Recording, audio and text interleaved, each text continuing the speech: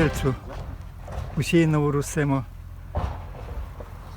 Повысился сахар, у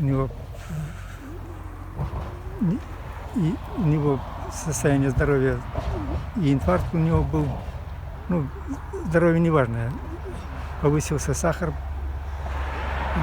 приехала скорая помощь, отвезли его в больницу.